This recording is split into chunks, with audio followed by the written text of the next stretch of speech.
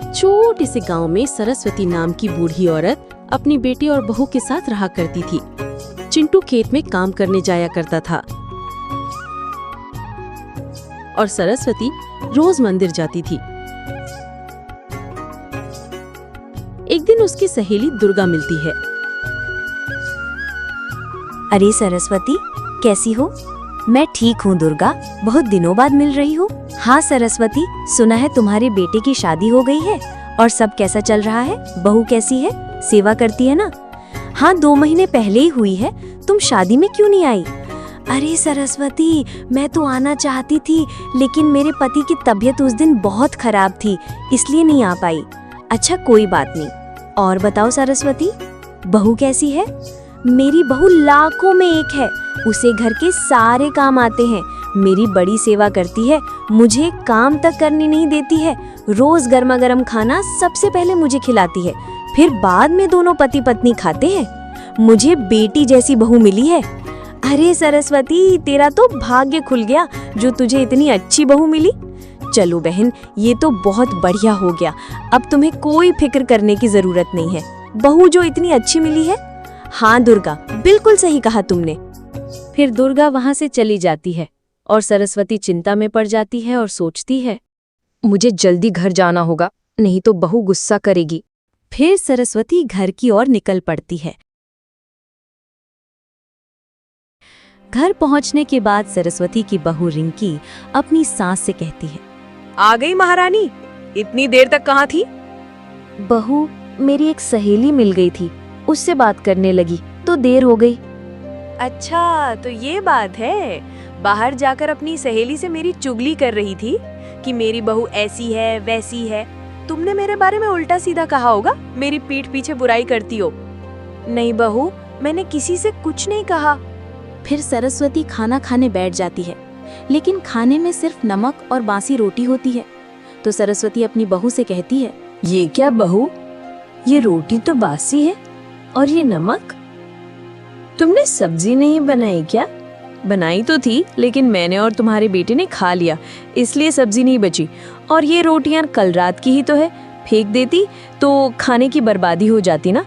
तुम्हारा बेटा कितनी मेहनत से कमाता है, दिन रात खेत में काम करता है, और मैंने अपने मायके में कभी बासी रोटी नहीं खाई। मेरे पेट में दर्द होने लगा तो इसलिए रोटी तुम्हारे लिए रखती। अब खाना है तो खा लेना, नहीं तो भूखे पेट सोना। इतना कहकर रिंकी वहां से अपने कमरे में चली जाती है। सरस्वती को बहुत बुरा लगता है। सरस्वती को वो सूखी रोटियां नहीं खाई जाती, वो खाना रख देती है। फिर कुछ देर में सरस्वती का बेटा चिंटू आता है। माँ, तुमने खाना खा लिया? आज तो रिंकी ने बहुत ही स्वादिष्ट खाना बनाया था, तुम्हारी मनपसंद सब्जी बनाई थी। हाँ बेटा, सच में खाना बहुत ही स्वादिष्ट था, मेरा तो पेट ही भर गया। ऐसा कहते ही सरस्वती की आंखों में पानी आ जाता है और वो सोचती, जो बेटा बहू के मुंह में अंधा हो चुका है, उसे कुछ भी कहने से क्या फायदा। मैं कुछ भी कहने जाऊंगी तो बहू मुझे ही 4 बातें सुना देगी कि मैंने पति पत्नी में झगड़ा लगा दिया। क्या बात है माँ, क्या सोच रही हो? परेशान भी दिख रही हो। कुछ नहीं बेटा, मेरे पैरों में बहुत दर्द हो रहा है, मुझे जरा मालिश का तेल दे दो, मैं लगा लूंगी तो थोड़ा आराम मिल जाएगा। ये क्या माँ, सामने ही तो रखा है, तुम इतना भी नहीं कर सकती? मैं अभी अभी काम पर से आया हूँ, बहुत थका हुआ हूँ, मैं सोने जा रहा हूँ। इतना कहकर चिंटू वहां से चला जाता है। सरस्वती को बहुत बुरा लगता है। वो अपने पति को याद करते हुए कहती है, काश आप मुझे छोड़कर नहीं गए होते, आप चले गए। अगर जाना ही था तो मुझे भी अपने साथ लेकर जाते, तो आज मेरा ये हाल ना होता। देख रहे हो आपके बेटे को, जो अपनी पत्नी के प्यार में इतना अंधा हो चुका है कि उसे अपनी माँ की तकलीफ नहीं दिखती। मैं उसे बहू के बारे में कुछ भी कहती हूँ तो वो अपनी पत्नी की ही तरफदारी करता है। पता नहीं मैंने ऐसा कौन सा पाप किया जो मुझे ऐसे दिन देखने पड़ रहे हैं। क्या बात है रिंकी, बहुत थकी थकी सी लग रही हो। हाँ, मेरे पैरों में बहुत दर्द है और सिर में भी, दिन भर काम करके थक जाती हूँ। आपका ख्याल रखना, माँ जी का ख्याल रखना और उनकी दवाइयों का भी ख्याल रखना, और घर का काम, दिन भर मुझे बहुत सारे काम होते हैं। माँ जी का क्या, वो तो दिन भर सिर्फ आराम फरमाती हैं। ये नहीं कि थोड़ा हाथ बटा दे। अच्छा उनकी बात छोड़ो, मैं तुम्हारा सर और पांव दबा देता हूँ। मैं हूं ना तुम्हारा ख्याल रखने के लिए। तुम चिंता क्यों करती हो? तुम्हें परेशान देख मैं भी परेशान हो जाता हूँ। तुम परेशान होती हो तो मुझे बिल्कुल भी अच्छा नहीं लगता है। माँ का क्या, आज है कल नहीं, उनकी उम्र हो चली, उनकी बातें छोड़ो। ये सारी बात सरस्वती सुन लेती है। उसकी आंखों में आंसू आ जाते हैं। वाह बेटे, जब मैंने तुझे मालिश का तेल लाने को कहा तो तुझसे इतना भी नहीं हुआ। मुझे कहकर गया कि सोने जा रहा हूँ। तुझे तेरी पत्नी का दुख दिखता है, माँ का नहीं, और यहाँ अपनी पत्नी के पाँव दबा रहा है। सरस्वती बहुत उदास हो जाती है और सोने लगती है। फिर अगले दिन, सुनिए जी, मेरे रिश्तेदार की यहाँ कल शादी है, मुझे शादी में जाना है। मुझे एक बहुत अच्छी महंगी सी साड़ी चाहिए और कुछ गहने भी। मेरे पास बहुत कम गहने हैं, मुझे शादी में सबसे अच्छा दिखना है।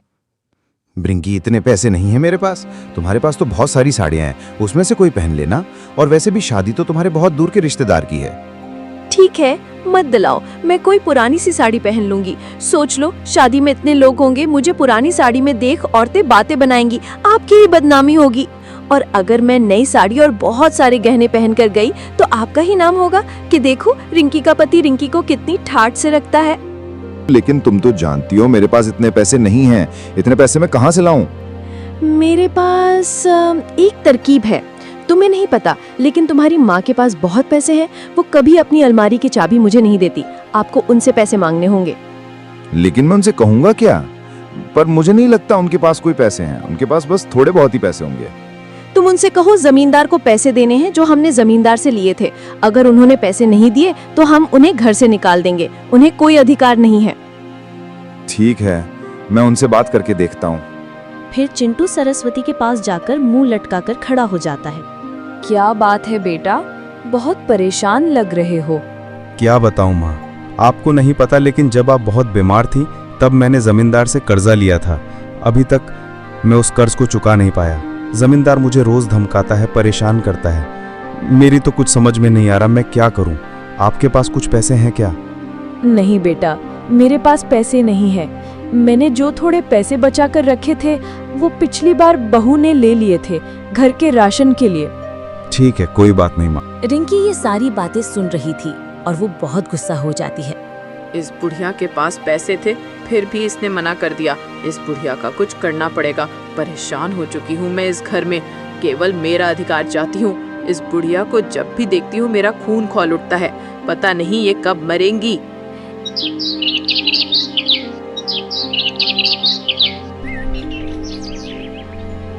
एक दिन रिंकी सोचती है, इस बुढ़िया को मैं घर से निकाल कर रहूंगी, पर कैसे?